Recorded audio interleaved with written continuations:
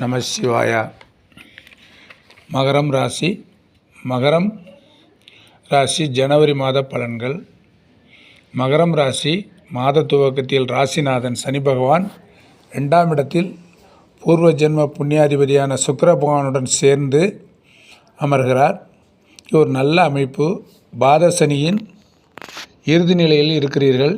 இதுவரைப்பட்ட கஷ்டங்கள், துயரங்கள், மனவேதனை, அசிங்கம், அவப்பெயர்கள், பிரிவு இவற்றையெல்லாம் அனுபவித்த உங்களுக்கு புது வருடம் நல்ல அமைப்பாக இருக்கிறது. ராசிநாதனுடன் பஞ்சமாதிபதி சுக்கிரன் சேர்ந்து அளவில்லா ஆனந்தத்தையும் இதுவரை தடைப்பட்ட அனைத்து காரியங்களையும் வரிசையாக நிறைவேற்ற உள்ளார். எடுத்த காரியத்தில் வெற்றி கிடைக்கும். புதிய வேலைக்கான முயற்சியில் ஈடுபட்டு வெற்றி பெறுவீர்கள். இதுவரை நஷ்டத்தில் நிறுவனங்களுக்கு புதிய வழி கிடைக்கும். இதுவரைக்கும் நஷ்டத்தில் மூடப்பட்ட உங்களது நிறுவனங்களுக்கு புதிய வழி பிறக்கும். குடும்பத்தில் கணவன் மனைவி உறவில் மகிழ்ச்சி நிலவும். 3இல் உள்ள ராகு பகவான், 9இல் உள்ள கேது பகவான் இரண்டும் உங்களுக்கு ஆன்மீக திருப்பணியை செய்யவும் ஜீவசமாதி வழிபாட்டையும் ஏற்படுத்தும். புதிய முயற்சிகளில் அதிவேக முன்னேற்றத்தை ஏற்படுத்தும். 5ஆம் இடத்தில் அமர்ந்த குரு பகவான் பாக்கியஸ்தானத்தையும் லாபஸ்தானத்தையும் பார்த்து சுபத்துவப்படுத்துவதால் தந்தை வழி சொத்துக்கள் பிரச்சனையில் இருந்தவர்களுக்கு தங்களுக்கு சேர வேண்டிய பாகம் கிடைக்கும். படிக்கும் பிள்ளைகள் மூலமும் முன்னேற்றம் காணப்படும். கலைத்துறை மேம்படுத்தப்படும்.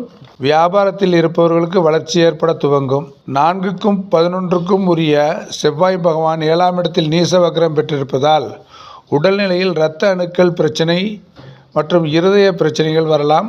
குடும்பத்தில் தேவையற்ற வாக்குவாதங்களையும் மனைவிடத்தும் தவிர்க்கவும். திருமணம் ஆகாமல் இருந்தவர்களுக்கு இது ஒரு நல்ல வாய்ப்பு.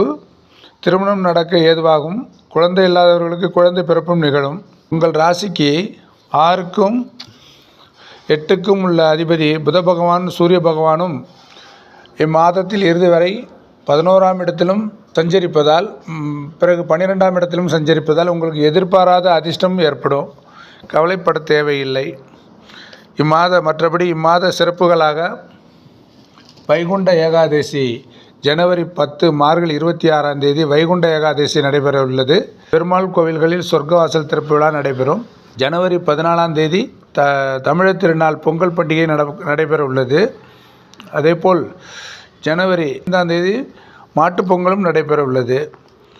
அதேபோல் ஜனவரி மாதம் 26ஆம் தேதி தை மாதம் 16ஆம் தேதி புதன்கிழமை தை அமாவாசை மோடு இருந்து இறந்த மூதாதையர்களுக்கு தர்ப்பணம் செய்யும் நாள் வர உள்ளது. எனவே நீங்கள் அந்த தர்ப்பண நிகழ்ச்சியில் கலந்து இறந்தவர்களுக்கு சாந்தி பரிவுரை செய்து பஞ்சபூத பரம்பொருளின் ஆசியும் பெறுமாறு அன்போடு வேண்டிக் கொள்கிறேன். நன்றி. நம சிவாய.